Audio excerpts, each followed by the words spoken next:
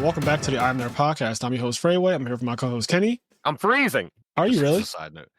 Look at what I'm wearing. You are wearing a fleece on top of a hoodie. What the hell is going on with you? Bro, I'm so cold. Why, though? You're home. It's cold. It's cold. I don't have heat. I'm just fucking freezing. Oh, my God. Kenny, you're always going through your own personal crisis. I'm freezing. There's no heat. I'm just like... Why is there no heat, bro? There's just no fucking heat. There can't be no zero heat. Well, there, other than my body heat, other than, what are humans, 98.9 or whatever? Other than that... 6. There's no heat. There's just me. Oh, my Lord. It's just fucking me. So I'm hot. I mean, not hot. I'm fucking freezing. And it's cold outside. I thought white people don't get cold. That's a lie. That's crazy. What do you think those the Eskimos aren't in shorts? Silverman wears shorts literally no matter what the temperature is, every day, all day. So I've gone out with that man in 40-degree weather and 20-degree weather, and he will literally have no shorts. He has natural heat. Just call it what it is, thick fat. Like Pokemon. Yeah, Snorlax has thick fat. Yeah, thick fat is broken. That's an awesome ability. He's a great Pokemon. He's one of my favorites. There's nothing wrong with that. I'm freezing. I'm cold. I just wanted to interrupt all of that by saying that because I am wearing 2 fucking jackets right now. I'll probably take one off as I get amped up and talk. Where's your fucking Captain Hook hand at? Yo, I wish, bro. That shit was fire.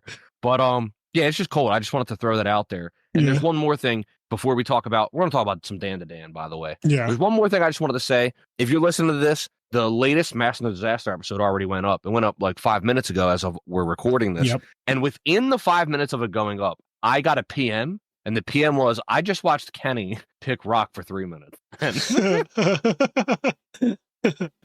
Because that's what happened. I forgot that happened in that episode. That is, yeah, some people might not like that, but you know, this is the Master Disaster is full of surprises. So anyway, we were talking before we started recording just now about the forecast for podcast episodes. So I kind of wanted to go over that with you guys and just rehash what we literally just talked about between ourselves.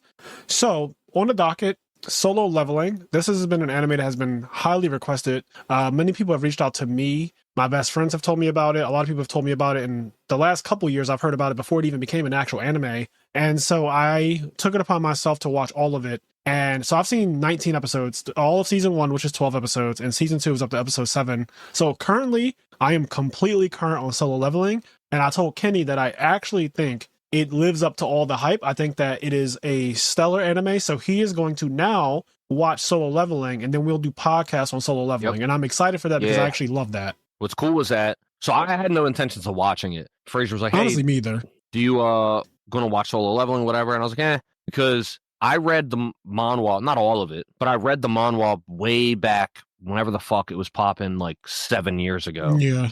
And everybody was telling me to watch it. Everybody was super hyped for it, or not watch it, read it. I read it. I was kind of bored. I was reading a lot of manhwa at that time, along with manga in general. And it just felt like, because around that time, there was a lot of people that were big hype on Solo Leveling, Tower of God, yes, and God of High School. Those are like the big 3 in manhwa. And so let me just say this on the note of God of High School. I do like the God of High School manhwa. I never finished it, but I do like that it. Anime though. Ooh. The anime was so fucking bad. Yeah. So let me just also say this: the Solo Leveling anime. I was like, well, I saw God of High School. Yeah, you were just afraid. It's just like I'm all right. No, but they do it justice. They do it justice. My boy Frazier is like, yo, I watched it. It's fucking nice. I give it a commendation. And, you know, so I'm like, you know what? I'm always down to, even if it's not nice. If Frazier's like, hey, if it's content, I'll fucking do a podcast on anything. I'll do not a Kanye. I'm not trying to go to. Please don't. I don't want to be. I mean, no, I'm not Adolf Hitler. Yeah. But what I tried to say is, I'll do a podcast. I'll do content on Mike Tyson's butt cheeks. I don't give a fuck. Yeah, we don't care. Right? We don't care up here. But Solo Leveling is actually amazing. The main character is top 5 main characters of all time for me. I'm not joking. He's up there with Aizen, Yagami Light, and Eren Yeager for me. Those are my top 3. And he is now part of my top 5. I'm not kidding. Sung Jin Woo is top 5 anime characters, top 5 anime protagonists of all time for me. So I'm gonna watch that shit. So, very guys, cool character. Solo Leveling podcast coming in the near future. The Actually, other thing was, I actually like that go you ahead. know already, like a little bit about what it's about, what's happening. I went in Yeah. completely blind. I had no idea. The title actually kind of tells you what it's about, but like I didn't know that because anime titles could be anything. That time I fell asleep in the woods and farted and woke up. Like the True. anime titles could be anything. Okay, like so they don't always tell you exactly what you're going to get into. I didn't know what I was getting into, so I watched episode 1, and episode 1 of Solo Leveling is one of them ones. Like it's one of them ones. You know what I mean? Like it's one of them ones that when it's over, you can't stop watching it. You have to continue. You're like, all right, here we go. And Kenny, technically, you probably already know what happens in episode 1. So he's gonna watch that. We're gonna do that episode. And then you were about to say we're gonna continue on to an anime that he told me about. Yeah. Also, another critically acclaimed thing, Frazier had heard about this and just on the same vibe that I was on, like, I don't really feel like watching it. Exactly. Everybody's is Free Ren. And I had just watched, I actually have like 2 episodes left. I just watched all of Free Ren. I have 2 episodes left. I think the reason why I haven't watched it is because I hate the name. The name says like y'all saying free rent, and rent is not free right now. So every time I hear y'all say it, like all of my friends are like free rent, and I'm like, rent ain't free. Like I don't know. Like y'all keep saying that shit. It's Free Ren. That's actually the name of the main character. Okay. And it's just a really good anime. It was whatever year it came out. I think last year, 2024, or maybe it was 2023. It won but whatever. Anime of the Year already. I literally keep seeing the award thing when I scroll like Facebook or Instagram. Every once in a while, I'll just see like IGN or whatever will post that Free Run has won Anime of the Year 2024. So it is critically acclaimed. What's so cool about it is it starts off slow. It's like it has just like when you start it, it's just like a slow little like okay, like but it's telling a really unique story, and it's really interesting. It's doing something that's not really done. I'm sure something else has done it, but the way it's doing it is just like really different compared to what you would normally get. And so I like love that a that. lot. Even in 2024, 2025, somehow with all the manga that have already come out, all the ideas that have already been produced, we're still getting great and new takes on things. Yeah. I'll just say do you care if I just say like the basic premise, like the episode 1 premise? I cannot say it. I don't care. I guess don't say it because the way I went in Solo Leveling and I had no idea. When I tell you I went in, I was like, okay, this is like Goblin King, but like or Goblin Slayer. Goblin Slayer. I was like, oh, this is like Goblin Slayer. There's people going into dungeons. You got like all different classes of people. They go in, and literally there's goblins that the main character is struggling to beat, even though in Goblin Slayer it's the opposite. But you get the idea, and then it happens. And I was like, oh my God. And so I want to kind of go in completely blind for Free Run. I might actually watch episode 1 tonight because that's what happened with Solo Leveling. I watched literally, if you watch one episode of Solo Leveling and probably one episode of Free Run, I imagine that because they're so good and so critically acclaimed, it's hard to stop after just one. And then, you will continue at some point, even if it's not necessarily right immediately, but you will continue at some point. That's how I feel. So I will hold off on you telling me what it's about. Yeah, no, that's fine. It's really good. It is it's just I like it a lot. I always like to when I hype something up, I don't like putting expectations too high. Exactly. You're not like that. I do like it a lot, but my disclaimer is that it starts slow. Yeah. So you're not gonna. I'm fine with the fucking door in. Right. It's not gonna kick the door in right away. But it's good. But anyway, we're not here to talk about Solo Leveling or Free Run. Also, we are going to do Dragon Ball Daima. I was going to say, we have another thing on our forecast. Yeah, Dragon Ball Daima. I've been hearing that we should catch up to it and that we should also cover that. We did episode 1 of Dragon Ball Daima, and I know that they are pretty far right now, and I believe it's being dubbed, which is great because I actually want to watch it dubbed anyway. Same.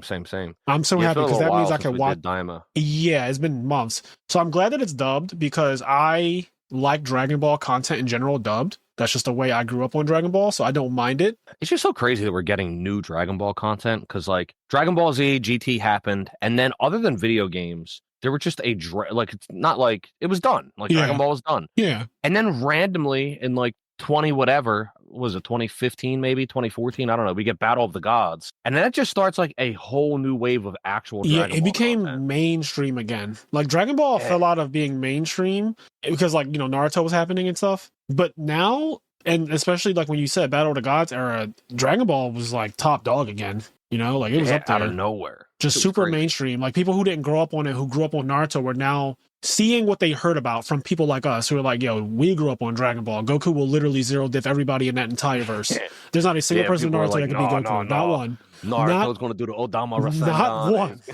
Not a single one is on Goku's level or even close to it. Not a single fucking being in the entire lore of Naruto is on the level of Goku and his pals. So, but yeah. So Dragon Ball Daima, going to check that out. So that's just kind of like our forecast right now. We got Solo Leveling, Free Ren, Dragon Ball Daima all coming up at some point in the next couple of months. And then we will get back to Yu Yu Hakusho and Dragon Ball, the original Dragon Ball. So it's not like we forgot about those. We've just been covering a lot of other stuff in the beginning of the year so far. And then I definitely want to get some like Yu-Gi-Oh guests again. It's been a while since we did a Yu-Gi-Oh talk episode. The last one we did was featuring Sushant in December. I guess it hasn't been that long. Sushant won hasn't been Worlds. that long. You tripping. December 19th, but people have been asking me and I was like, oh, okay, I guess it has been a little while. It's been 2 months. As of today, it's been 2 months. So I guess that is a while for the people who really, really like the Yu-Gi-Oh talk episodes. And I understand that.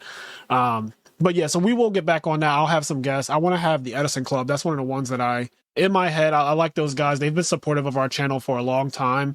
Also supportive of our Discord server and just our brand in general, the IMNerd podcast brand. So I want to have the Edison Club up because they were one of the first content creators when we joined this space. They were friendly to us. Yeah. They invited us, they like just kind of like warm welcome. They comment on our videos, put flame emojis, liked everything. They didn't make it feel like they were trying to gatekeep, even though they had already had a channel well over 1,000 subscribers and like all of that good stuff. Were fire. They were just super homies out the gate. Yeah, just really chill people. And I like that group of friends over there. And I know Enraged Peacock joined that team, which I think is so awesome. Because Enraged Peacock is a really cool person and a good duelist. He topped Edison Nationals last year, the biggest retro tournament still to this date, over 450 players. So that team is also pretty good. They have some accolades and stuff. And I wouldn't mind. I went on their podcast a while ago, like over a year ago, I want to say. And I wouldn't mind just having them on and we could have like a 4 or 5 person podcast episode. That should be really fun. So that's something to look forward to. Anyway, so continuing with Dandadan. So I guess this will be like a full season 1 discussion at this point, but we're going to mainly be covering episodes 7 through 12. We already did episodes 1 through 6. And I was told we stopped at episode 6. Like 2 people texted me, was like, yo, I'm so sick y'all stopped at episode 6, even though it makes sense because it's halfway through the season, because they were like, episode 7 is my favorite episode of the season, and I cannot wait until y'all watch it. And man, oh man. Episode 7 is, I'm going to call this. Dandadan came out 2024, right? I think so. I think it's new. Like, I think Dandadan is another new anime. What I meant was, like, I don't think the season ended in 2025. I think it was all out in 2024. I think so as well. So I'm just going to say this. I think episode 7 of Dandadan is top 5 episodes of anime that whole year. I think so too. Like, and it's not close. That episode 7 it had is no so reason. Fucking good. It had no reason to be as good as it was, Kenny.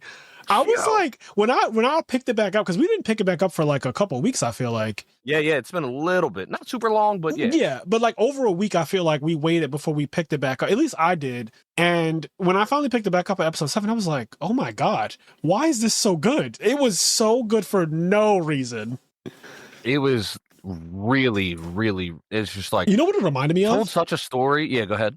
Death Parade, which is one of my favorite anime of all time. I have it in my top 10. It's never left my top 10. Death Parade episode 11 is actually one of my favorite episodes of anime ever. It's because it's kind of like the episode that wraps up the whole story. Is the whole story of Death Parade. It's only 12 episodes. It's by Madhouse, the same people who do Death Note, Monster, stuff like that. It's very dark. It focuses on purgatory and this girl who lost her memories, because when you go to purgatory, you don't remember like how you died or anything like that. You don't remember your life at all. But as you go through purgatory, you start to get memories of your life, and how everything happened and why you're here. And then you get judged and you get sent to heaven or hell.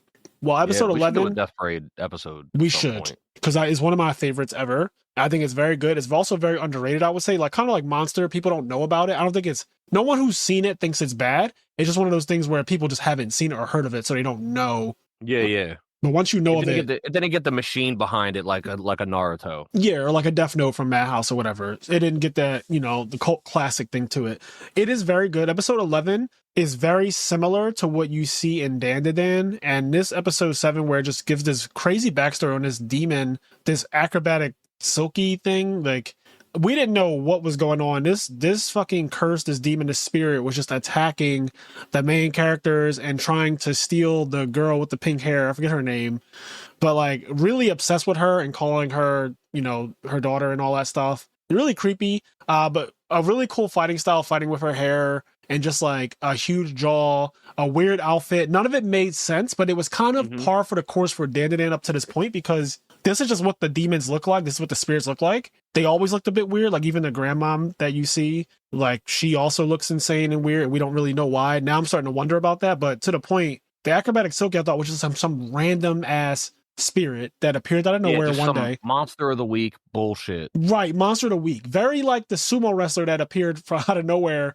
and decided to try to kill them. I was like, oh, okay, they're just gonna like deal with this random ass thing and that'll be it. But then in episode 7, they just cut to this like story with this little girl and her mom, and there's no actual, well, I shouldn't say there's no, but there's not much talking that you really see. It's more like a visual, just like visuals that you see. Very visual. Very visual. A visual story of this daughter and her mother, and they love each other, and the little girl clearly wants to be some kind of dancer, or she dreams about being like a ballerina of some sort, and the mom is working and doing like odd jobs and stuff like that, and she passes by like a dress store and she sees this dress which blatantly is the exact same dress that the acrobatic silky demon thing is wearing. So as soon as I saw that, I was like, oh god, what is this?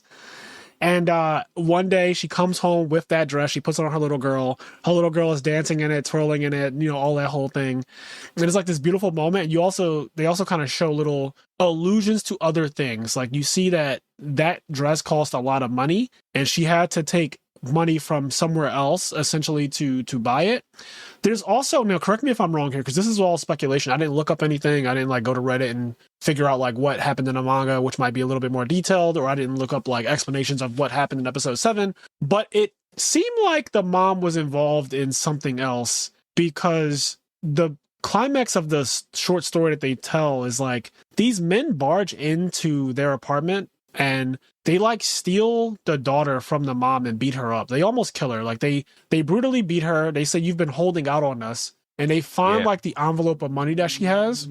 So they take the money, then they take the little girl from her. They take her daughter away. And it's like this really crazy moment because she fights. She doesn't just like let them take her daughter. She fucking fights them. And she's not just fighting. She's fighting, like she is on broken glass. There's broken glass all in her feet, her fucking hands, her legs. Back. Yeah. Like, and she is trying to fight these like grown ass fucking Yakuza members. Yes. And they fuck her up really bad. It's a very dark scene. And honestly, up until this point, I don't think we've seen anything quite like that. The first 6 episodes are very comedic. Even the dark things that happen where the aliens come and they try to, for better or for worse, they try to sexually assault the main girl character, like flat out. Yeah.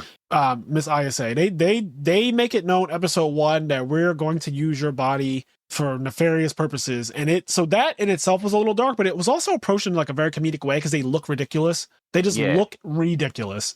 So and then like the main boy gets like his actual dong stolen and then his balls. So it's like really silly. There's like these weird like sexual things happening, but they're happening in a really silly way. Yes. This is like this short story that happens that, like you said, was very visual, didn't have much dialogue. And you see all these like really sweet things with like, there's a scene with like the mom and the daughter, like doing acrobatic stuff, which they're like practicing ballet or whatever. Yeah. And there's like this really cute relationship between this family. And then, like you said, it kind of climaxes to these men coming in and beating her up and stealing the daughter. I think where I think you were going, and I think you're correct in that, it's my understanding that in order to make enough money, she had to do like some night work. Yep. That's exactly what I got from that. I think she was doing some night work, and maybe, where do you get employed for night work from at this time in this country? Probably through the Yakuza. Yep. And so like basically her pimp or pimps. Yeah. And so I think she was doing night work through them, and then maybe they just thought maybe she actually did pocket some of the money and didn't. Right, because she wanted to do something they get nice. Money and they have to pay it up to their pimp. Right.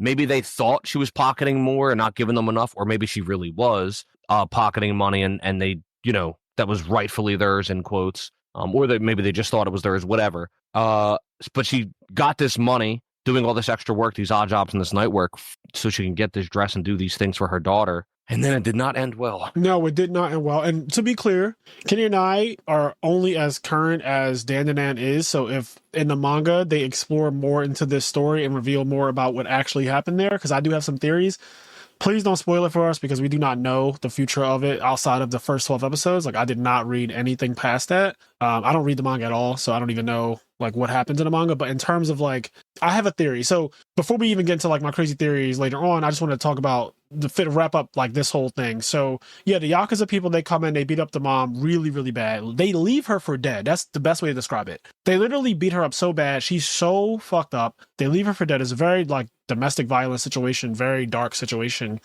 And after they steal her daughter away, she's on like the floor of her apartment, just looking up, writhing in pain, bleeding everywhere, glass all in her body. And then she like juts up adrenaline style and runs out her fucking apartment. And they do like a first person thing, which I think is so effective at making you feel the emotion of the situation and how dreadful it has to feel to lose a child like this. She runs down the steps. It's raining. It's pouring raining. Ugh. She runs down the steps, man. She's like barefoot. Again, glass coming out of her body, bleeding everywhere. She runs down the steps. It's first person. She runs into the street and she's like looking left and right, looking down every street, looking down every alleyway. And like she's running and like looking to see if she can find any semblance of the guys that just stole her daughter. She eventually does run down the right street and finds a car that is like clearly their car. And she runs towards it, but then they pull off. And so they literally get away and she kind of just like falls. She like falls in the middle of the street and, you know, does one of the kind of typical outreach thing with her arm, you know, towards the car. But what you're to get from that is that they got away with her daughter. So her daughter was officially taken from her. And then they fast forward a little bit. Yeah, they do it like a time lapse for sure. Yeah, there's some kind of time lapse that happens. And she is wandering around in the city, but she looks like she's homeless now. And she's in the same condition essentially that she was that night. Her hair is really disheveled. Her clothes are bloody and ripped up and holes in them and torn and everything like that. I imagine at this point she's dead. I'm pretty sure she's just dead. She's a spirit. Okay, well that actually makes a lot of sense. I was wondering if that was the case because it's interesting you say that, and that kind of makes sense as well. The girl with the pink hair, who's one of the other main characters now, she can see her. And so she's walking around with her dad. So the pink hair girl and her dad are walking around.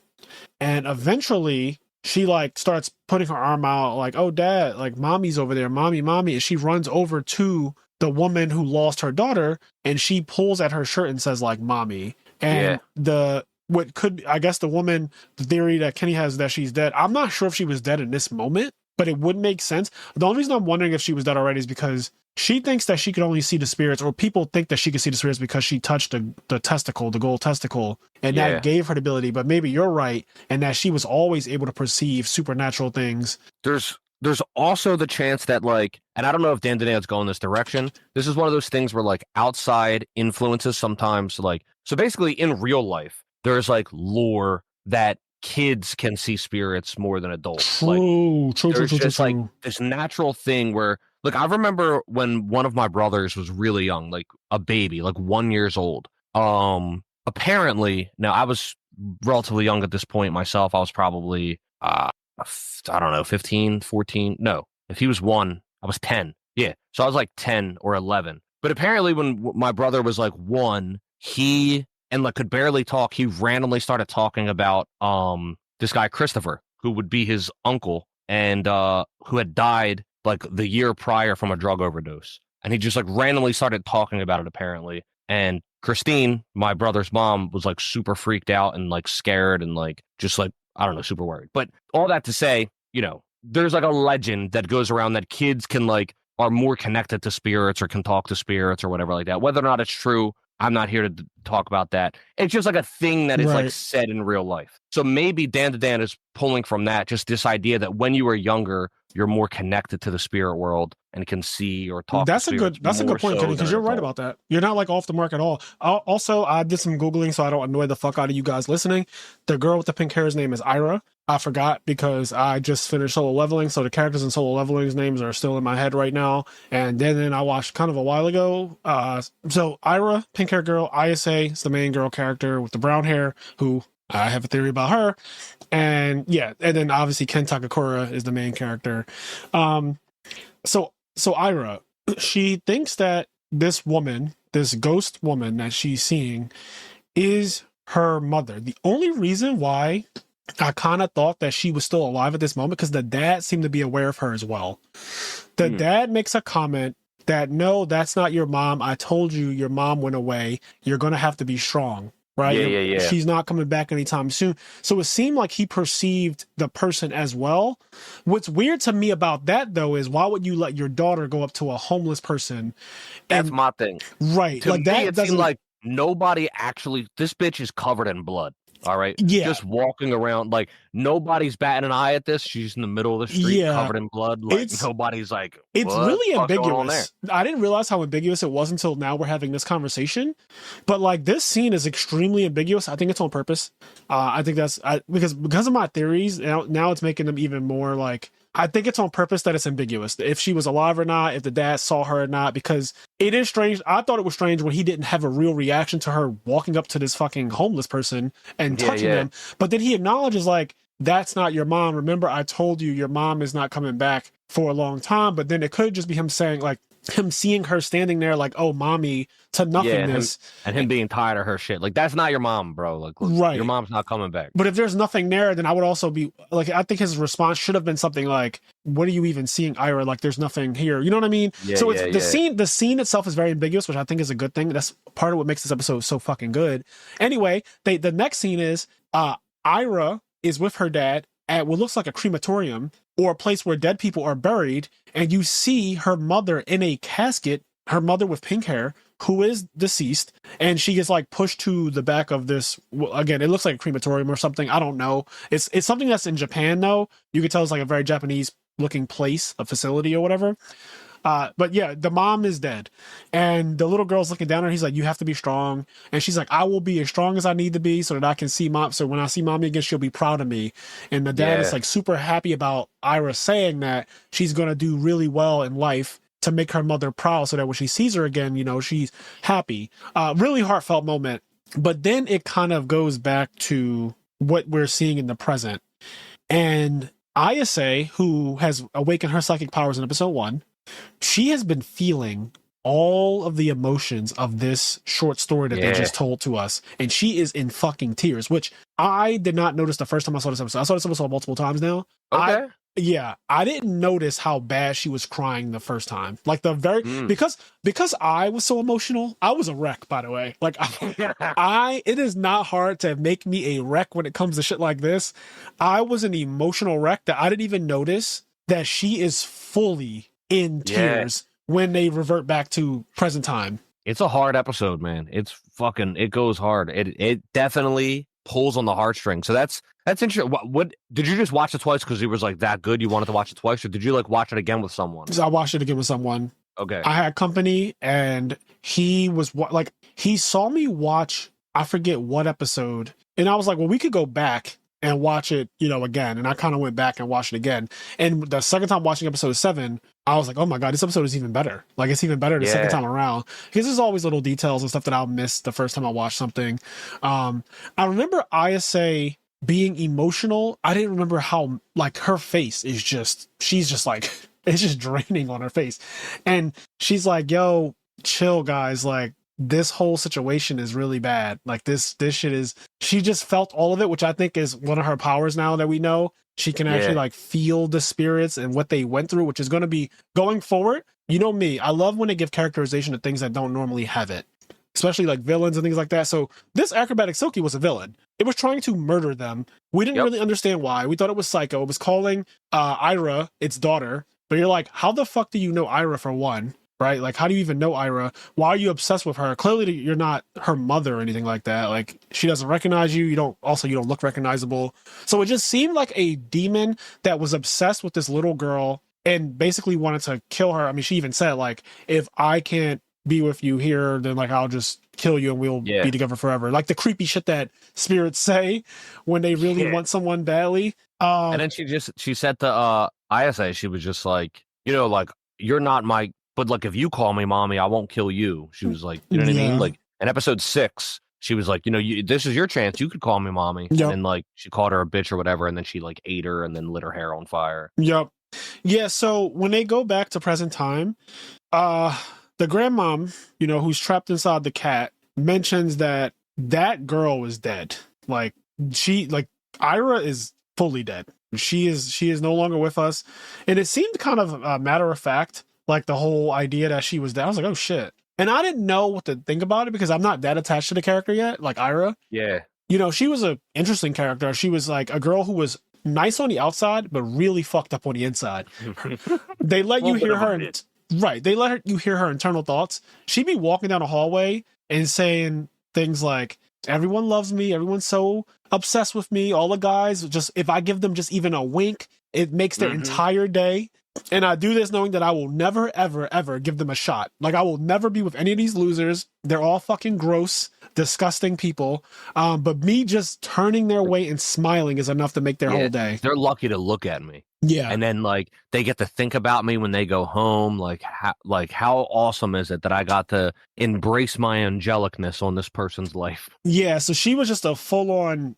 I'm not even going narcissist, right? Yeah, like, narcissist. Right? Oh, yeah, there you go. That's a good word. Be narcissist. That's probably the nicest way to put it, because I was going to say something much harsher, but yeah, she was a narcissist, flat out. Narcissistic personality disorder for sure. So there's some fighting and stuff that happens. It's not really that important. They basically run from Acrobatic Silky for most of the episode 7, and then like Ira is dead. Cat Granny lets them know the only way that she could be brought back is what the Acrobatic Silky says, which is like recharging her battery. Like you can give her energy to Ira and it will resurrect her, which will in resulting will kill the Acrobatic Silky and send her into something called the Void. It'll be like she never existed. And the Granny says it in such harsh way. She's like, once she does this, her energy is gone, her aura is gone once she gives it up to Ira. So she will cease to exist. It'll be like she never lived. And a person like that, her life probably didn't mean anything anyway. Nobody will care about her. Her family, her friends will all forget about her. And that's just the end of it. She'll be nothing. I mean, ISA's like, that's too harsh. She's like that. And Ira's still, not Ira, ISA is still very teary-eyed and very emotional. And she's like, that's far too harsh. Like, there has to be something better. She's like, nope, that's just how it goes for demons like this. She's not even worth remembering. Like, you guys shouldn't be all sentimental about her because she's not worth anything. She's worthless. Yeah, it's a very dark scene, especially because ISA knows the life that this woman has actually lived when she was alive was one where she cared for her daughter more than anything else. She gave her whole life to her daughter. She sacrificed for her daughter clearly because she took that money, which I guess was supposed to go to the Yakuza or whoever, and she used it to buy her daughter one nice dress. And it caused this entire thing to happen. And then the Acrobatic Silky, in her final moments or whatever, in like the end of it all, she's like, in her own weird twisted way, because it's still kind of twisted. She still, in a weird way, views Ira as a daughter. Yep. And then so she decides as a mother to sacrifice her life, and it is okay. She's going to sacrifice her life and give her life energy to Ira to save Ira's life. And it's really like touching and sad and still kind of twisted because at the end of the day, like she's saving this girl's life who she's the reason why this girl died to begin with. Yeah, true. And she's saving her for the same reason she killed her. You know what I mean? Like it's just really weird, like twisted. And even in her sacrifice, they don't trust her, of course, because, you've been trying to kill us for the last 2 episodes. So ISA tells Ken, transform, and if she tries anything, hit her as hard as you can. Like, kill her, knock her head off. And she's like... doesn't she, like, rip her jaw apart or that's something exactly like that? what I was about to get to. She does that whole thing where they're afraid that she's going to try to eat Ira because she did mention that earlier that she was going to eat her. And so she says, you know what? I'll just, like, she rips her jaw out, and it's very graphic. There's all this blood that falls out. Then they show her... crazy. They show her jaw, like, hanging down. Like, her fucking jaw is so broken. So now she can't possibly bite anything, was what we were supposed to get from that, even though she's a spirit. So, like, I don't really know how her anatomy works. It's not the same as us. But she rips her jaw down. And so now she's like a Pez dispenser opened up all the way, like a Venus flytrap, if you will.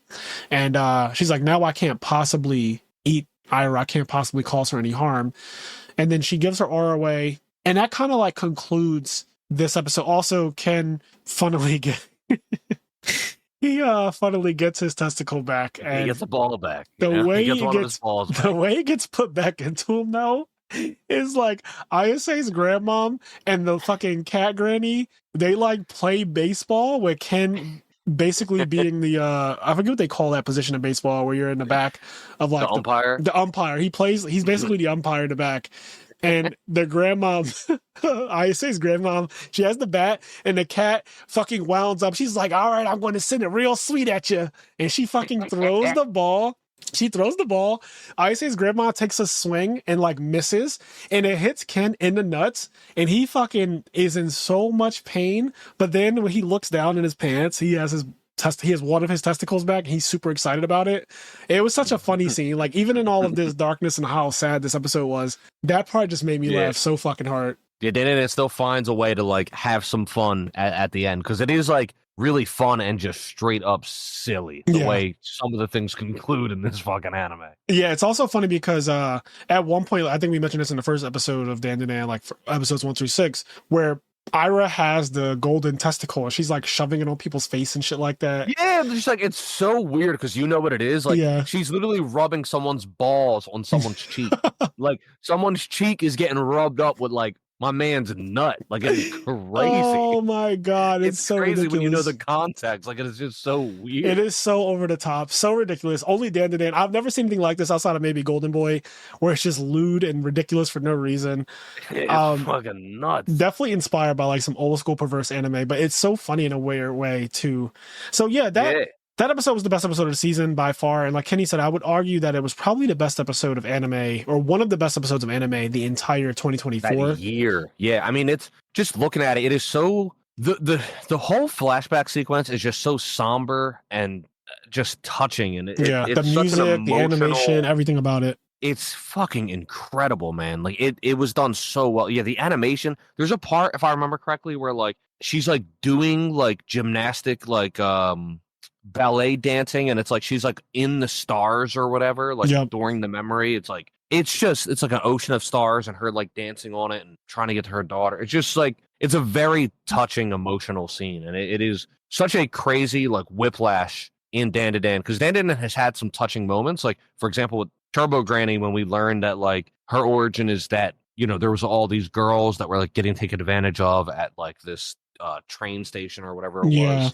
This tunnel. So it has some serious moments in it, but overall it is a very lighthearted, kind of shonen actiony, also like comedy, just kind of rant of an anime. And then you see what episode 7, you're like, whoa. And it gives you a peek into, okay, this anime might actually have more to say. Exactly. As this goes on and as we get deeper in this series, it might actually have, outside of like the animation, the comedy, and just how well written it is in a fun way, in a cool way, it actually might have something to actually say in a more serious and touching way as the series goes on. So yeah, I wasn't expecting it at all. First 6 episodes did not have that tone to it. It was always funny, all jokes all the time. And so yeah, episode 7 definitely a change of pace. Reminds me kind of a Chainsaw Man, and they were talking about it, where I thought Chainsaw Man was one anime because the first like 4 episodes were one thing, and then it just takes a different tone that never goes away once it's established. With the gun demon part of it, the gun devil, like once they establish that, it just like change, and they show you the catastrophic destruction that fucking thing causes in those flashbacks. Like you see the little brother just standing next to the house and shit. It's like, whoa, when did this get so serious and so dark? And so Dandadan has done that, but unlike Chainsaw Man, it does go back to being funny, like we said with the baseball scene and him getting his testicle back. It is still a testicle at the end of the day, a golden one. And then everyone's saying like, let me see it, let me see it. You know, like Ayase's grandmom. Yeah, she's like, let me see it. And he's like, no, like, I can't fucking show you this. Like, why do you want to see me naked and all this sort of stuff? And then come to find out there's like a reason why she was asking to see it and all that sort of stuff. But episode 8 was also really good. It's the episode, I think, where they're in school. And so now everything's back to normal somewhat. But he still is missing one testicle. They are looking for it. They don't know where to find it. And they're in school. And everything is like whatever, where the main character, Ken, is afraid to like be mushy with Ayase and vice versa. Yeah. She's scared to be mushy with him, but they clearly like each other. This has been going on all season. They clearly like each other. And so it gets to a point where he's like working out to get stronger, but he doesn't want her to know what he's doing. He's kind of hiding it from her. Yeah. At the same time, Ira is low-key and weirdly obsessed with him now, because she's like, why would you risk your life to like save me and all this other stuff? You know, like, why were you carrying me? Like, why were you running away when Acrobatic Silky was chasing us, holding my body? So she still has flashbacks of like him saving her, and she's like head over heels now. and they run into each other. But the problem is ISA sees them in like a little alleyway area, and they're on top of each other, but it's misconstrued. Like she didn't actually see what really happened. Basically, Ira came on to Ken, and she's saying some wild shit about the pornographic magazines that she's been reading. And she's like, yo, give me a kiss. She's trying to kiss him. And he's like, yo, what have you been reading? And she says the name of it. He's like, why is a girl like you, a popular girl like you, reading shit like that? It's like some super weird pornographic novel thing that she found in her dad's study. Because ISA wanted to just like hang out with him at lunch or whatever. Yeah. And then he's like being really weird. And he's always like, oh, actually I have to go somewhere. And he's just like not. And then, like you said, he's just working out. And then, you know, typical kind of like rom-com love triangle shit. She walks in at the wrong time, and it really isn't him cheating or anything like that. Yep. She just walks in at the wrong time, and it's like super stupid. And he's like that's not what was happening. And he was just trying to work out because he has this idea, and you know, I mean, everybody's been victim to this. He has this idea in his head, like I'm gonna get buff, and like she's not gonna realize like I'm putting this effort in, and then one day like we're gonna go to the beach, I'm gonna take my shirt off. She's like, oh, just shit. Like typical teenage boy stupid shit like that. Yeah, like when she sees me and she sees how buff I am and how sick I am. Yeah, like he's like, oh my god, he's just not thinking at all. Like, bro, you are an idiot. Like you are an idiot. So yeah, I really enjoyed episode 7. Episode 8, like we said, it's just a misunderstanding between them. And then they're all kind of separated, and out of nowhere, and this is what I love this about Dandadan. I thought what was going to be a slice of life type of episode or a chill episode just turns dark and super shonen out of nowhere. Everything gets dark. All the other students disappear. Ken is completely by himself now. And like, the weird shit is happening. Like Isa's by herself. She's in a hallway, and it's like water in the school. So it's nighttime outside. They can't get out the school. It's completely night. You can't even see outside of the school. So like if you look outside of the windows, you just see black. And yeah, it's kind of like the JJK. Is it JJK? Yeah. Where like the curtain, like when you go to fight a demon, like the curtain goes up. Exactly. They put the curtain up, but in this case, the good guys aren't the ones putting up the curtain. It's just like when the aliens and demons the show aliens up, like, did that shit. This kind of curtain ends up happening. Yeah, it's really scary. It actually creeped me out so bad because I was wondering why Isa wasn't more afraid than she's just almost acting normal about the situation. Which to me, I would have been freaking out. I was watching it again. I watched this episode twice because I watched it with someone and I watched it by myself. And I was saying, like, this would have creeped me out so bad to be in school and it getting dark like that, and every other student disappears on this, like, instantly. Everyone disappears. The only people left, as far as she knows, is herself. She doesn't even see Ken and Ira. They're gone too. She doesn't know where they're at. But more importantly, is weird shit happening like this, where the floors are flooding. It's like fucking flooding water, and the water level is rising where she is. That crazy. Like the water is just going up, dude. First of all, drowning is terrifying. Thank you. Drowning is just terrifying. Thank you. The idea, like we've all watched a Saw movie. We've all seen just the idea of you being in a thing and like the water filling up and like eventually it'll fill up and you're at the top. For it's like, me. oh my fucking god! It is so just. Drowning is one of the most terrifying things ever. So you're in this school, and randomly it's completely dark, and the school just starts flooding, and water is just filling up at this crazy speed. Yep. Yeah, I was very creeped out by the whole thing. Like, as soon as I saw the water, I was like, well, this is a no. It's a fucking no. I was okay with it being just dark and creepy. That's one thing. The water filling up was a lot, but then what made it even more creepy is that randomly she like hears something moving through the water. And she's like, what the fuck is that? And so like she's kind of staring around the corner to see what it is, because you can see like a shining eyeball in the distance. And she's just observing it, right? And it puts its head down. It looks like the Loch Ness Monster. It puts its head down. It is. That shit is Nessie. It's Nessie. It puts its head down and it starts absorbing the water, like literally inhaling the water. Then it lifts its head up and it fucking fires off an incredibly thin, high-pressured water laser that wipes out every classroom in the building and cuts it in half. I was like, bro, She ducked at the right moment, but bro, that shit was so random and creepy. Like, why was that so creepy? Something about seeing that thing just put its head down and absorb the water and then like lift its head up and then just randomly laser the whole fucking floor for no reason. For no reason. For no fucking reason. It was just murdering shit. Yeah, like murdering for no reason. And then is it in episode 8 too, where we see like the lobster boxer? Is that? It might be 8 or 9, but I kind of that whole arc I think happens in 8 and 9. I'm not sure if it's between the 2 episodes or if it's just in episode 8. But there is the lobster boxer that also appears. We get the Loch Ness monster. We get like this lobster shrimp like boxer thing. Yep, and the like, aliens they do this come back. Backstory on how like this thing is a real animal and like it punches underwater or some shit like that. Yep. Like, I don't fucking know. And then the aliens come back, and there's just all kinds of wild shit happening.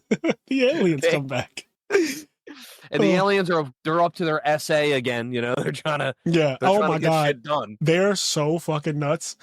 I don't know what's wrong with them, but they're just so fucking nuts. I know.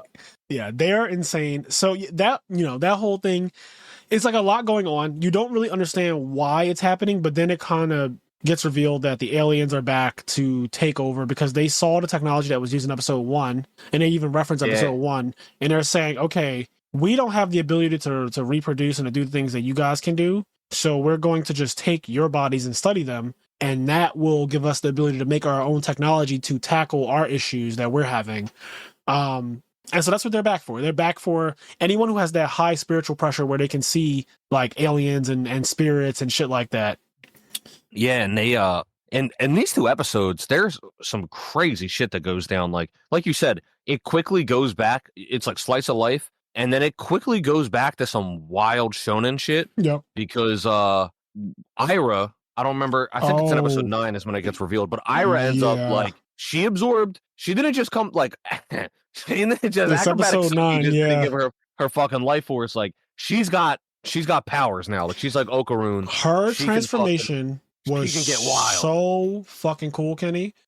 When they're in trouble, they're about to like basically die to the aliens or whatever, and the lobster dude, and she just transforms out of nowhere, and you see this big ass Jesse and James style hair, like the fucking long red hair, and the pose that she's in, like the fucking acrobatic pose that she's in, with the fucking half Ichigo mask on the half hollow mask. Oh, bro, when I first saw her, I said, "Hey, yo!" Not her being a Vizard, like she looked incredible. She looked cool as shit. And then the voice, they actually still are using, I guess, the voice actor from Acrobatic Silky. She's like speaking with that voice. It's so cool. That whole thing is so cool. You can like hear the same voice from Acrobatic Silky from the last episode 7, talking, and she's like, "You will not hurt Master Ken."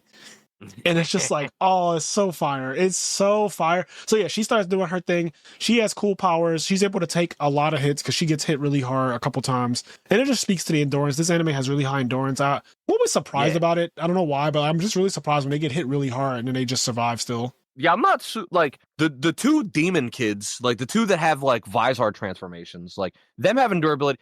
It's ISA that always ISA's durability is wild. But to be fair, she does have like OD psychic powers. She does. But, I guess it comes with that. But she's the one that surprises me the most, that she can just take the punishment that she takes. Yep. But she can take some punishment. All 3 of them can take some punishment. And yeah, the transformation was cool. They fight the fucking shrimp boxer lobster. They're fighting the aliens. Like they fucked them all up. The school's flooding. There's just I remember at one point crazy shit. At one point, Ira in her transform state, because she's popping off, in her transform state, she goes to rush forward against that lobster thing, and it fucking uppercuts her so goddamn hard into the ceiling. And she is just stuck in the ceiling for like a minute.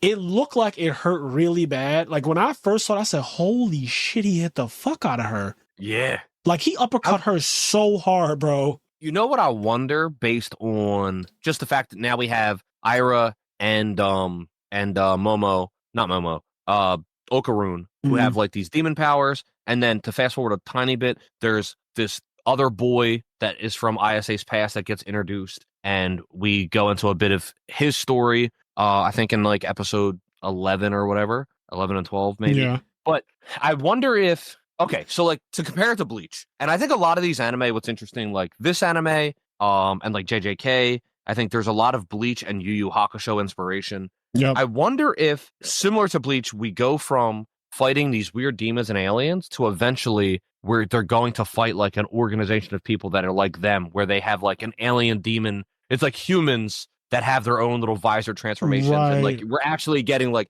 hand-to-hand combat between two fucking humanoid people. Yeah, I can see that and happening. not against like these crazy monsters. I wonder if that's where this will go. This anime already is doing its own unique thing, so maybe it won't go there. I'm not saying it would be bad if it would go there. I think it could be really cool depending on how they go about it. I honestly have no idea where the direction of this manga is going to end up taking me, because it's already shown me so much and so many different avenues. And it's kind of just like, I don't really know what they want to go for and what they want to do. I'm enjoying all of it, but it's like, I don't know exactly where they're trying to end up. Yeah. The other thing I'll say is, in regards to like this whole thing, I got a little fucking, I guess, science lesson or like a National Geographic lesson from this, because I didn't know that those mantis shrimp in real life, like their punches are actually ridiculous. Like that's not some I anime thought that was shit. so interesting. Like it was such an interesting there's a little part like real life. ISA drops a ruler, like a metal ruler too. She drops a metal ruler in a fish tank with one of those mantis shrimp, and it fucking doing this little boxing. It sizes up the ruler for a second, and then it fucking punches the ruler, and she pulls it out, and the ruler is cracked. But I thought that was anime. Then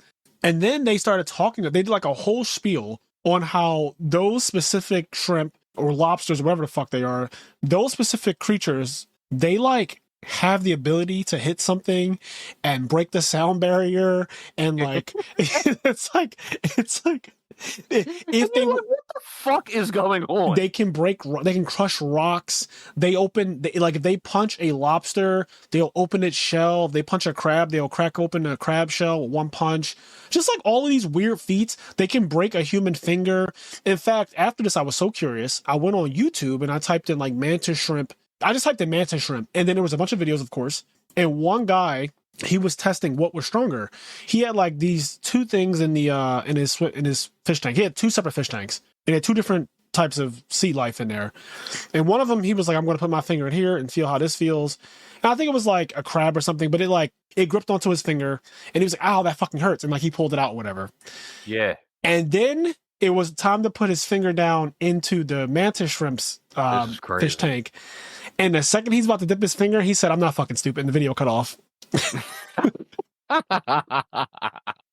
When I tell you, I was gagged because I was like, yo, I cannot wait to see this man lose his fucking finger on camera. I was so ready for him. I was like, he's about to lose his fucking, because before I saw this video, I had seen real life footage of how these things crack open other life in the ocean. That's like they literally are strong enough. Like they will break, if you put your finger or your hand in there, they will break it. Like they will actually fuck you up.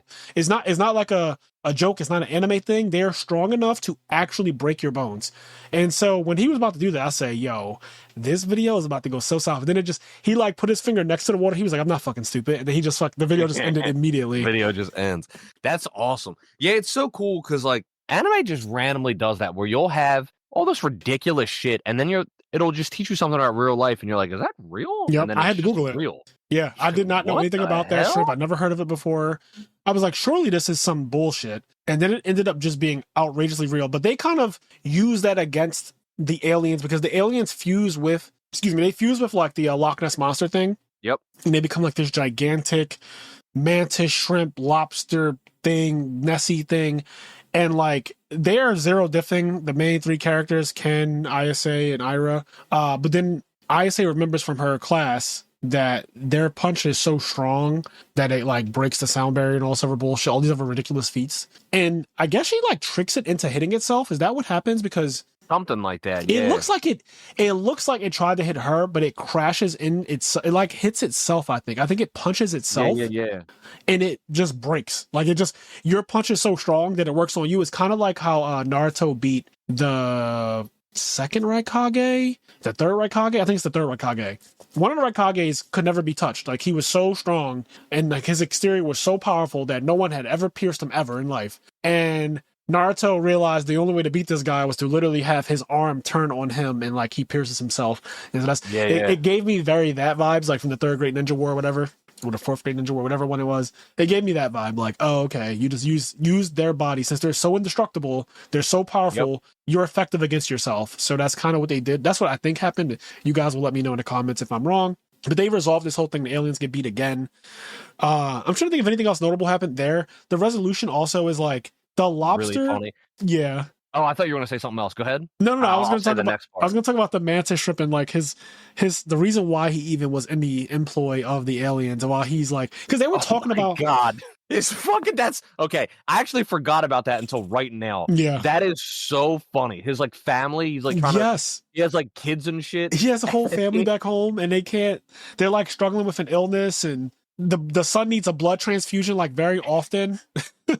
So he needs, and then it's like milk, right? It is because is it milk? Because they end up showing a UFO sucking up a cow as like the solution to all of this to like solve his problem, and it was so cool to me because that's such a typical trope when it comes to aliens. Yeah, that's why I think that's another reason why like I think they're obviously using real life stuff similar to how I was like maybe the woman's dead and Ira's able to see her as a baby just because like little kids can see supernatural stuff. That makes as like a sense. Real world thing. Because they do that with like this reference here, where it's such a typical thing that aliens, for whatever reason, I don't know the lore behind it, but aliens steal fucking cows. I don't know why they steal cows. So here in Dandadan, they kind of create that reason. It's the reason why they steal cows. Out of nowhere, bro. They use the cow milk for like blood transfusions. It's like this super rare thing, and like we just have cows. And they're like, hey, just take a fucking cow. That was so, and like he was working and he was in debt and he needed the money to take because care the of his aliens family. were talking down on him the entire episode.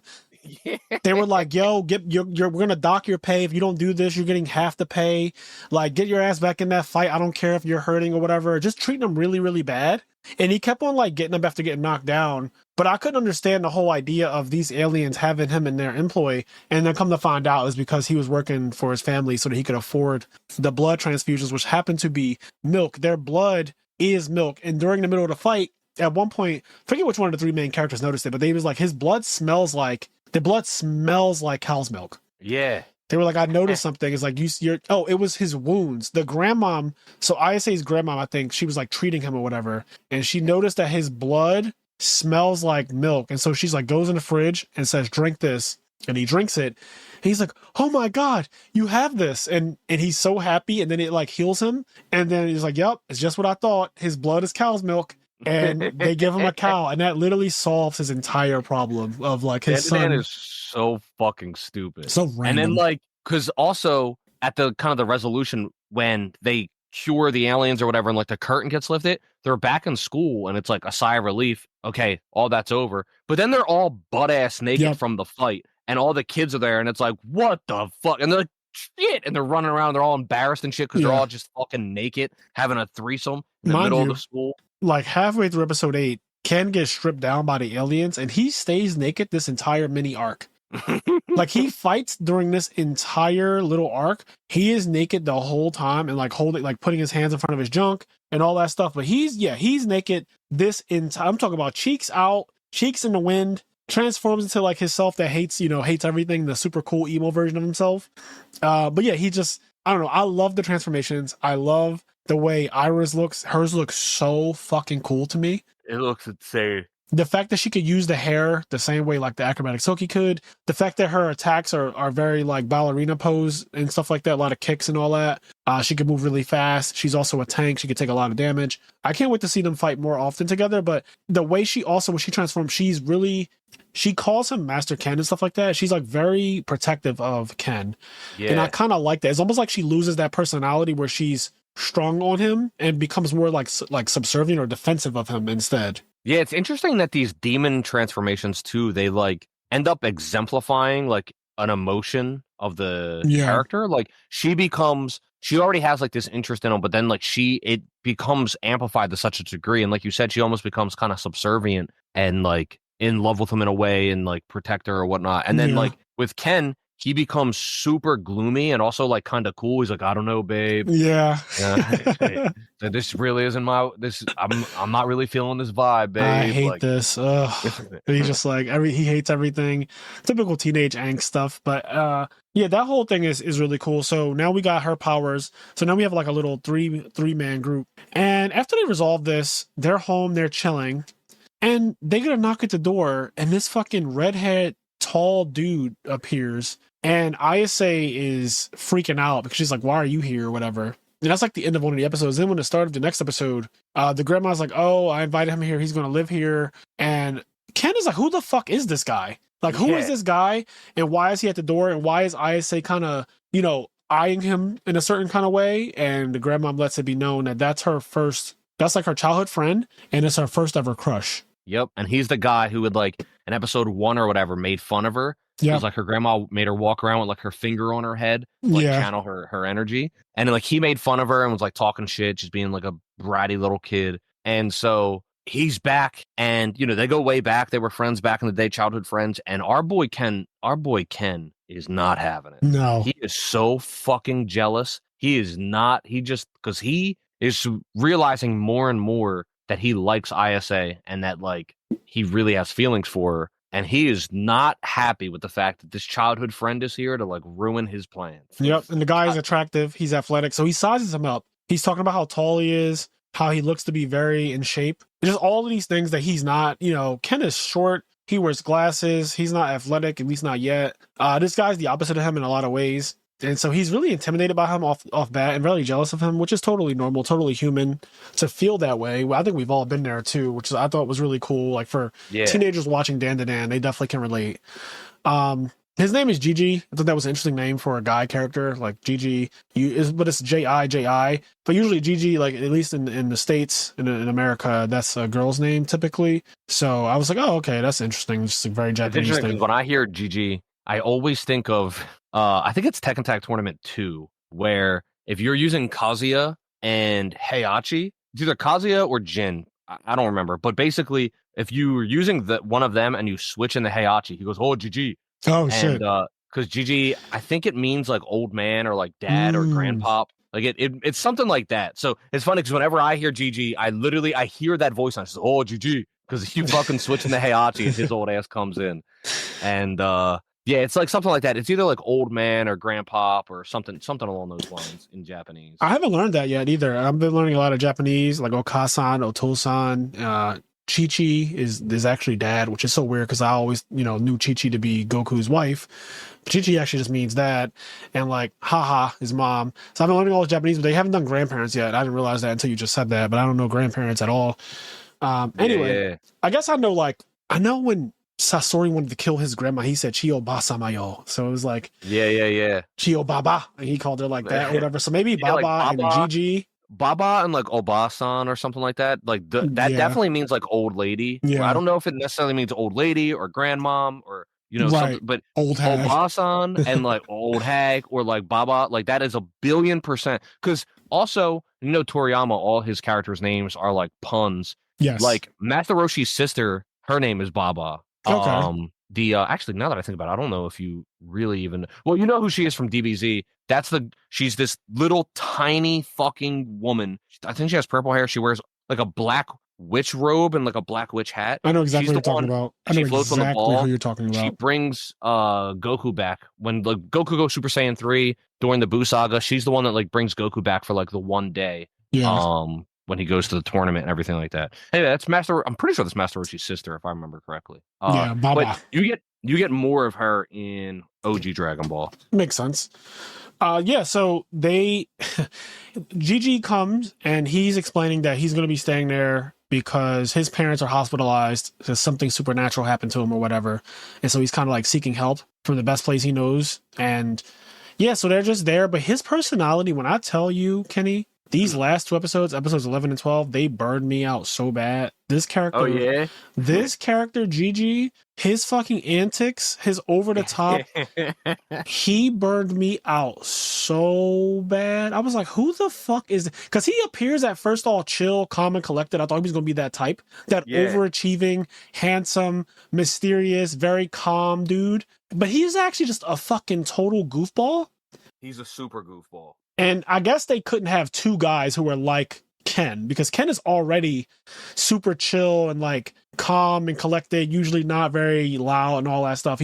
Ken tries to be cool. He tries to be cool, but he's just like, he's a nerd. He's a nerd. Yeah, he's a nerd. He's like kind of low key. He's an introvert. as most nerds are. Yep. Whereas this guy, he plays soccer. He's nice at it. He's super goofy and out there, and he's an overachiever, but he's also just like kind of like he's one of those. He's like a prick, kind of. Yeah, like he is. He's a prick, but like kind of a nice prick, but also just a prick. If that makes sense. He also gives me the vibe of somebody who's playing like they're dumb, but they're actually not at all. Yeah, I remember episode 11. Episode 11, I barely even remember what happens because I kind of similar to you. It was kind of just like there. I was just like there was like the body, yes, and like the girl body, and like they were in love, and like there was all this weird crazy shit happening. Like that was interesting, but yeah, like the one guy was a bit draining. I did think episode 12 when it got to like his old house or whatever, I thought that ended up being really interesting when we got to like the fucking creepy, crazy shit that was happening in his house. But then I was also like, wait, it's over? Like the way episode 12 ends, it's like, wait, is this the end of this? Like, it did not feel like a season finale. Kenny, it feels like next week there's another episode. Kenny, I literally said that if this doesn't come back very soon, this is one of the worst endings to a season of anime I've ever seen, because the ending of episode 12 was not even a cliffhanger. It just seemed like you were in the middle of something actually. Like, seasons of anime, you know, they'll end at episode 12, but they'll always end in a way that makes it feel like either something was just resolved or there's a good cliffhanger. This did not feel like either of those things. Nothing was resolved, and it wasn't a good cliffhanger, I'd argue. Yeah, it wasn't the resolution of anything. It wasn't setting up for any. It was just kind of like... It was like the beginning of a new arc, almost. Yeah, it just really felt like, oh, there's an episode next week. Yeah. Like, it just felt like next week's an episode of Dandadan, but like, it's not. It's not, the end of the season. Yeah, this fucking sentient anatomical thing, Taro or whatever, and it's like, it just high energy, just like Gigi. So there was all these high energy characters in the last 2 episodes. That shit burned me out real bad. I didn't really understand what was going on. At one point, they thought that Taro, the anatomical thing, had like the ball. It had the other testicle. That's what they thought. It had Ken's other testicle, but it wasn't the case. It was just like actually trash because it came from the trash. So it thought, it was like, oh, it's actually just Christmas ornaments under his ball sack, and just the whole thing was a rant. I wasn't really feeling it because, again, it felt like the beginning of something, which is fine because, like, you know, starting a new arc is fine or whatever. You got to set it up, but then for it to end and I don't really know what's going on literally at all, and it felt like an episode was just coming on next week, I did not enjoy that at all. Like, that just seemed... I never have seen an anime end like that. I've never seen that. It was kind of a letdown because overall, I enjoyed basically every episode. I episode 11, I remember the least. I just kind of like zoned a little bit on episode 11, but I enjoyed most of the episodes. Episode 11, like I said, is like maybe my least favorite of all of them. Not that it was bad, it's just that I barely even remember it. I'm gonna have to rewatch it at some point. Episode 12, I thought it was like funny. It was like they had this whole rivalry and like more of Ken's jealousy, and then the one guy like fully admits like he likes ISA, and he's like, wait, no, fuck you, I like ISA. And he's like, what do you mean you like her? Fuck you. And they're like arguing or whatever. And then it gets like really interesting when we get to his house, and his house is super creepy, and they're trying to figure out what's going on. And there's this whole fucking room of all these like cursed fucking scriptures and whatever, like all this crazy shit. Yeah, really creepy because he said this thing has been looking at me and shit, and it's this creepy ass looking demon spirit thing. Yeah, and it was super weird and just, I don't know, really interesting. But then it's like, it just kind of ends, and as we already said, kind of beating a dead horse, it just ends in such an unsatisfying way. In that, like, if it was just the end of an episode, whatever, fine, there's an episode next week. But yeah, it just ends in a way where you're like, wait, that's the end of the season? Like, I might have to wait a whole year to see the next episode? Like, what the fuck? It definitely seems super random. I don't really have much to say about the last 2 episodes because episodes 7, 8, 9, and 10 were all really, really good. 7 being the best episode of the season. But like 11 and 12,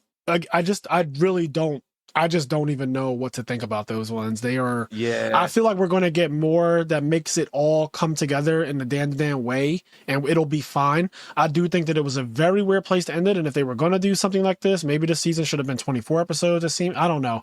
I'm not like an anime director or something weird, like, 14. It's probably harder to get clearance for like 14 episodes or whatever, but... Yeah, something else, because this definitely did not end in a way that made sense. It's not like the whole season is bad. because of these No. two? Because obviously it's definitely not. But it ended on such a bad note that it almost makes me not. So like if Dandadan doesn't come back for 2 years, I'm gonna be honest, I might not pick it back up just because like Well, you're not left in a state of excitement. exactly. It kind of just like ends and you're just like, okay. And then so now when it comes back, I'm not going to be revved to watch it. Exactly. Whereas like when My Hero Academia season 1 ended or whatever, or like season 3 or some of those seasons of My Hero, when they ended, it was like, holy shit. Yeah, everyone's talking about how they can't wait till next season.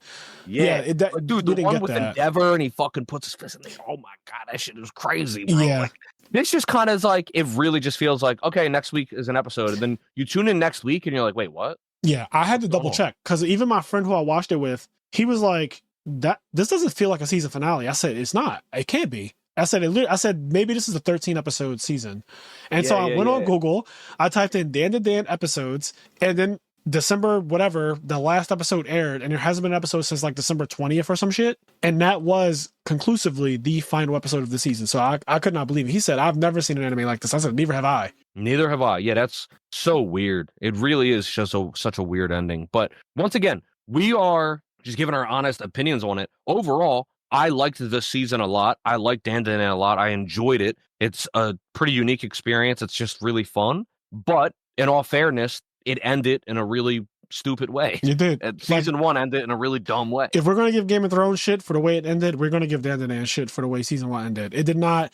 I don't know if they're trying something new, trying to be edgy, or like stay with the chaotic theme of the show. It did not do what I think they thought it was going to do with that ending. Like that was just not, whoever decided, whatever anime director decided on that, it just was not good. I think all conspiracy shit. I think maybe they just like didn't have the budget to go much more, and they were like, very possible though. Yeah, I just think they were like, this is where we're going. Like, I don't know how well they thought Dandadan was going to do. They just want to it could also be there because it is popular, but only after the fact, right? Yeah, it's like Demon Slayer in a way that like Demon Slayer's manga was completely complete and nobody cared about it. No. Then the anime came out and it fucking popped. #1 anime of the year and everything. And I feel like Dandadan was the same thing. Like, not a lot of people knew about the manga at all. The anime came out and it popped. People fucking really knew about it, but it didn't have that fucking Hinogami Kagura. Like, it didn't have that. God, no. You know what I mean? Like, it did have episode 7. Yeah, 7 is insane. Amazing. But, like, yeah, it didn't have a Hinokami. Not many things have a Hinokami Kagura.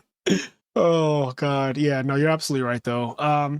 Yeah, I mean, that's pretty much everything in terms of episode 7 through 12. Really strange ending, but I think episode 7 at least does make me. I will watch it again. I will pick it up whenever, as long as they don't do. Some animes take so long to come back these days that don't Attack on Titan me. Don't Attack on Titan me. Don't fucking like. What's the other one? One Punch Man takes years and years and years to come out. Like I can't do the years and years and years on this one. This is not. Yeah. No offense, no shade. It's just not one of those ones that I'm willing to wait years and years and years. I will just drop this if it takes 3 years to come out. I'm not even kidding. Yeah, it needs to come out. It needs to come out soon. Obviously, I want to see it more. Like just off episode 7. Like if they're going to go more, and then like as this goes on, you start realizing it has a lot of depth to its writing and characters and blah blah blah. Like I'm super interested to see if it does that, but I don't want to wait 3 years to find out. Not even a little bit. It's kind of funny because we did our whole forecast, and at no point did we mention Bleach. Kenny and I are both just so over fucking we're over that shit. When I tell you, I don't even. That's not intentional. I want to. Bro, I don't know. We're going to watch Bleach. I can't believe. You know what's crazy is like it's over. I just feel like it had. Wait, it's not over? Like when it's all over. I'm talking about all of it. Because like at this point, it's like I haven't watched the new season yet. I'm sure the new season either. I'm sure it's over though. I have to imagine the new season has concluded. I'm just not enthusiastic about it. I feel bad because I want to talk about it. I want to watch it. I fucking love Bleach, but I feel like the new season came out and it just kind of came out randomly, and there was like no fanfare around it coming out. I don't know. And then now it's just out, and I just haven't watched it. And I've been doing other stuff. And all this stuff is fun. And then fucking Monster Hunter's coming out next week, bro. What are we gonna do with our lives? Yeah, Monster Hunter comes out next week. I didn't know this. I messaged Frazier the other day. Frazier knew about this. I didn't. I was like, "Did you fucking know Invincible came back?" Like, I didn't know Invincible came back. I didn't watch that either. Is airing now, right now. Like Invincible's out. And I was like, what the fuck is going on? Yo, Invincible is fully out right now, and we haven't even. Yeah, like we got like that's got to get on the docket. that like, has to get added season to the 2 wasn't that forecast. long ago, and that shit was fire. Season 2 was like, amazing. Anissa, that's her name, right? What's yeah, her name, Anissa? Something like that. Crazy. She said, "If you do anything right now, I will fucking kill you and everyone in this bitch, and I will kill her. I will kill her first, and then I'll just like knock out everything. Like I'll go crazy on this planet if you do anything." So I got to get back on that. Like it's just so crazy because. Yeah, we still got to get back to Yu and Dragon Ball. That's like our in the tuck thing. Yep. I know some people are probably like, I want to see you guys talk more about Yu and Dragon Ball, but it's like, that's our in the tuck. We're slowly working our way through that. But as we're doing that, there's also new shit we got to do, like Dandadan, fucking solo leveling, free Ren, yep. fucking Bleach, maybe, Invincible, Daima. Daima. We never got back to Saw. I guess that'll be next Halloween. Yeah. But 8 months from now.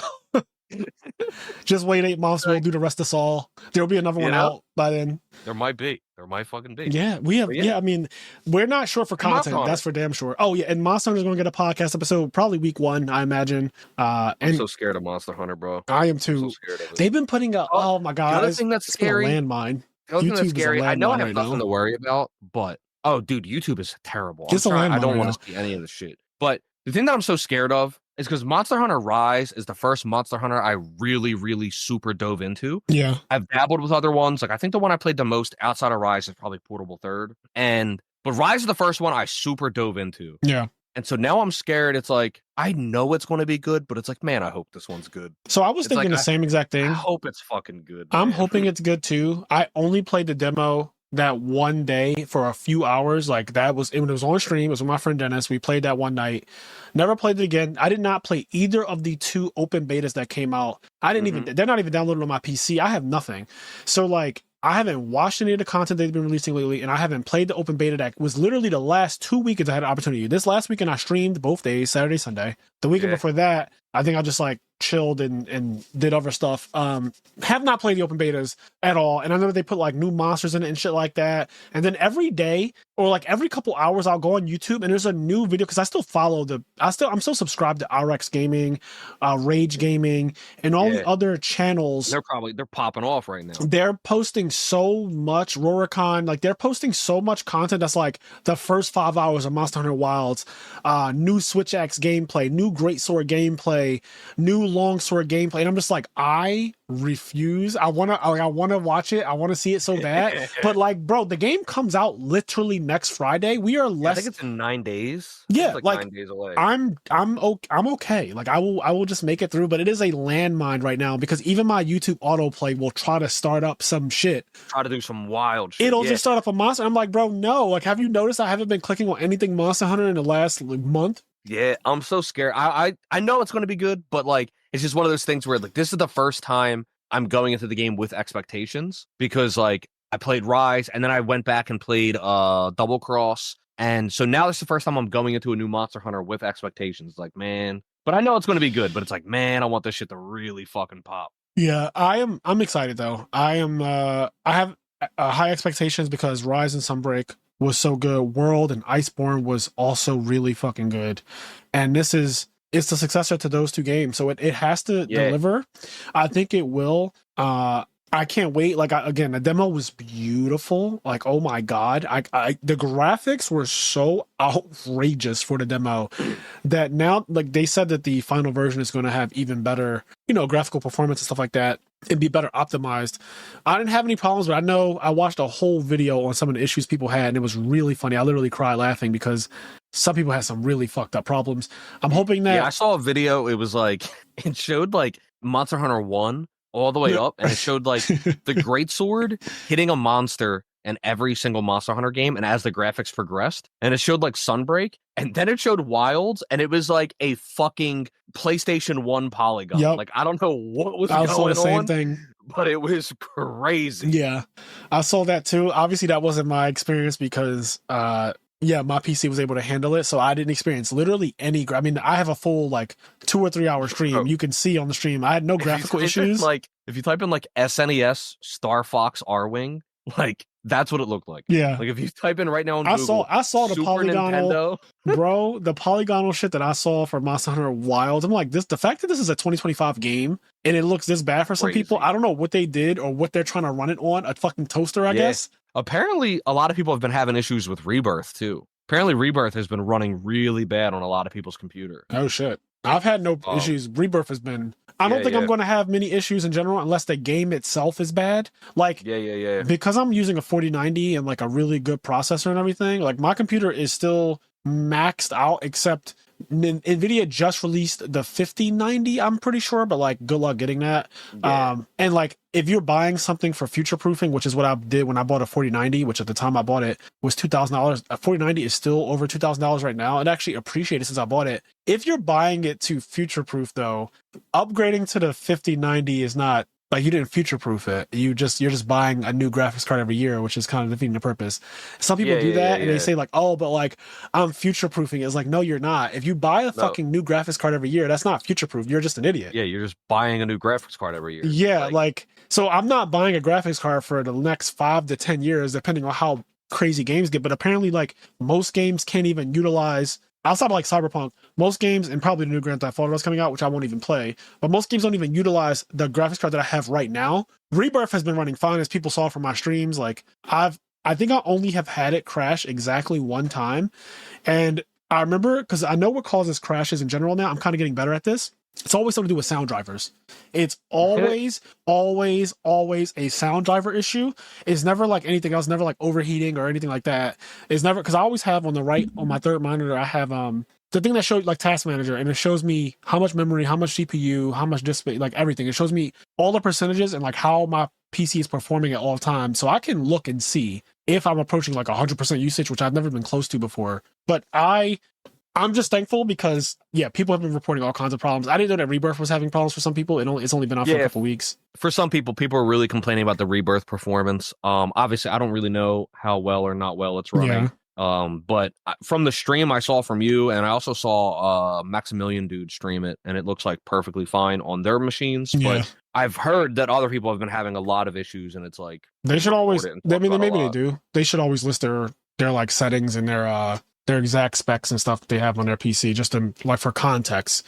Yeah. So we all know. Because I mean, when I stream, I have the little thing on there that shows like I'm streaming on a 4090. So I expect this to look good. The only time Rebirth ever doesn't look perfect is when I Alt-Tab off of Rebirth and onto my main PC, like the other monitor, and I start doing stuff on that. I noticed that Rebirth on the left will be frame drop, like it'll drop frames because I'm not focused on that right now. But the second I move my mouse over and click on it, Cloud will swing his sword, because I guess clicking on it makes him swing his sword and open. I could not imagine playing with a keyboard and mouse. Me either. That sounds crazy. Me either. But every time I click, he swings his sword, breaks open some chests if they're nearby, and then the game just becomes perfect again, like 4K and all that. So, oh man, I'm hoping that day one of Monster Hunter is not a shit show, because this is my first time actually PC gaming with a Monster Hunter. Usually I just play it on consoles, and obviously the game is optimized for consoles, so they don't ever really have any issues that I've experienced in the past. But I'm hoping for the same thing when I play the PC. Like if a game crashes or whatever, that's fine, because I have had like my 3DS cut off on me before. I've had my Switch cut off on me before. I had my PlayStation 4. Literally, that fucking arrow come up, ding, ding, ding, ding, ding, and it'll just cut off, and it'll be like your PlayStation 4, I don't know, fucking overheated or something. So I've had all these things happen crash before. Here and there. Yeah, but I just want to be able to get in, play. I want it to run. Yes. Hopefully the servers aren't overloaded, and like I hope that I can actually play the game. Yep. Dude, I'll never forget when the Narwa, like the actual final boss Narwa. Oh, yeah. Like, well, she's not the final boss, but when the super all mother god mode Narwa first came out and we were playing online that night, and the servers were so bad. Yeah, they were. They were so bad. Like overall, Rise's online experience was like really good. Like one of the best online experiences. I remember ever. we saying like, how could Smash be so bad when Monster Hunter was so fucking good? So good, yeah. But that first night of All Mother Narwa was so bad. Yeah. Yeah, I'm hoping it's going to be nice. I'm optimistic because I have no choice but to be. I'm really looking forward to this game. This is the game of the year for me. Loving Final Fantasy Rebirth. I started playing a little bit of it off stream just because like the last time I wanted to play it, I just didn't feel like getting on camera. Like I genuinely just was like, I don't feel like being on camera for this right now. I just wanted to chill and play it. So I started playing it, and I'm like, I'm on what's it called? the beach, like the Sol, Casa de la Sol or whatever. Costa del Sol? Costa del Sol. So I'm there right now. I'm doing like all the odd jobs. I'm returning fucking motorbikes and shit back to their spots, and I'm doing all kinds of rants on Casa del Sol. How crazy is it? By the way, this episode is going off the rails. How crazy is it that like Costa del Sol and FF7, I don't know, you spend a minute, 5 minutes there, maybe. Like if you do like everything there is to do in Costa del Sol and FF7, you spend 5 minutes. Yes, like actually. I've been here for hours.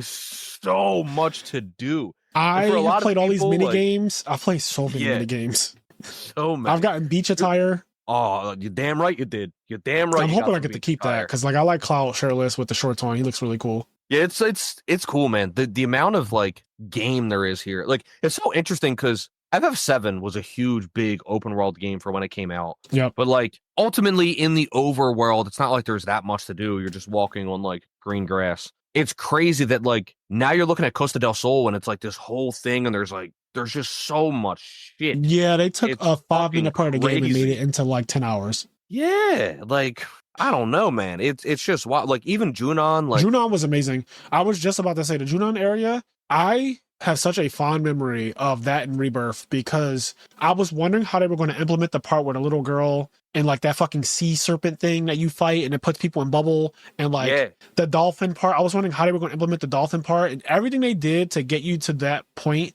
in Rebirth is so dope. The transition from FF7 the original to Rebirth is just amazing to me. Yeah, so it's funny because they take FF7 on its own as like, you know, it's a long game. Who knows? I don't know. RPGs, depending on how you play, could take you anywhere between 30 and 80 hours, right? But like they take these segments that are 5-minute segments and they turn them into 5-hour segments. And for a lot of people, that sounds horrible. But man, do they, in my opinion, just do an awesome job all the way through. Just makes it way more immersive. Yeah. Really I feel really the world of Final Fantasy VII. Like I have, after playing it now for 30 hours or so, I feel what it's like to live and exist in this world. And that's kind of the point, is that it feels so much more immersive now than when I was a kid. So bravo to Square Enix and whoever else worked on this game. But yeah, I think that we're going to wrap up there. So this was our episode on Dandadan and just our forecast for the future. So look out for next episode, the next couple episodes of the IMNerd podcast. We're going to give a shout out to the people at our party member, at a party member or higher tier. Also, new guy just subscribed as well. Don't forget that this weekend, February 22nd, is the Trishula Cup, which now has a $700 prize pool thanks to a huge donation from our boy Vinny Casella, who's been a long time supporter of the podcast. He's actually one of the first names when we read out the names every week. He's one of the first people. He's like in the first 6 or 7 names to be read, which means he's been subscribed since the very beginning, like year one. You can only get that spot if you were around, if you're a real day one. So Vinny is one of our absolute day ones. Love him to death. He's also the guy that basically coined the whole summon cat good thing. Like that comes from when I first started playing Edison again, and I would lose to Vinny at locals all the time. He like summon cat good. So anyway, without further ado, let's give a shout out to Stole My Pokemon from Tupac to Dual Kenny. What? Leon, Quest, Xavier, This Ain't God, This is Stanley Earl, Luigi Wick, Dom, Dragon Ruler of the side events. Also, by the way, Luigi Wick, which is Vinny Casello, you got to change your name to something to do with the Slot Sultan or Sultan of Slots or whatever you want to call it. It has to change now, though, considering all that has happened. Gabe Marini, Henri Reynolds, First to Home, Big Man Blastoise, Vincenzo, Dallas Bailey, KJ, Fair Bear Flash, Sarah Maria, Alex Ahern, no funny name this week, just plain old FT Campa, Kyle Batelho, Gores in my prison pocket, Sugal, Vicky Venamon, Elijah Barfalth, Tal Tadeo, Volvita Mega Monarch, Janitor 215, Thomas Rude, Joshua Carroll, Eric Chai, Brian Moore, Behind the Dual Disc podcast with Ty and Justin, Mike and John, and then we have Free Tim Bailey's Glazed Smooth Butt, Nod Win, Frozen Go Dojo, B Dog 23, Phil and Poister, Romeo Snyder of Team Hugh, Tyler Frasher, Daniel Anderson, Doroa, Chicken Toaster Strudel, Jordan Eastman, Robert Light, Kazi95, Clanger, Pavinci, Travis Lurs, Gores on My Lap, HT19, Gregory Calmaring, Limp Bizkit Jigsaw, Mike and John, Froggo, Anthony Japov, Michael Zhang, Konjik, Tyler, Neos is my alias, and Chris Lewis. Or Louis, however it's pronounced. Again, thank you guys so much for your support. And yeah, look forward to this Trishula Cup. I can't wait. First place is a minimum of $350, and then the other $350 will be split between like top 4, top 8. Depending on how many people we get, the prize pool will disperse out accordingly. But yeah, it's going to be fun. You can play one copy of Trishula Dragon of the Ice Bearer in your deck, and yeah, I can't wait to see what people cook up. I mean, honestly, you could just play your Edison deck as is and just summon Trishula when it comes up. I don't expect people to go out of their way to summon Trishula unless they found something broken. You got it. You got to try. You got to. But you try, do, yeah, baby. you should try because the monster is format warping. It is so broken that if you resolve it once, it literally will likely win you the game. Like, if I'm being honest, as somebody who's played with Trishula when it first came out and played with Trishula for many years after, like, the card is reality warping. It really is. So, with that being said, guys, as I always say, do the things that make you happy, including enjoying Dandadan episode 7, 8, 9, and 10. And we will catch you in the next one. Peace. Peace.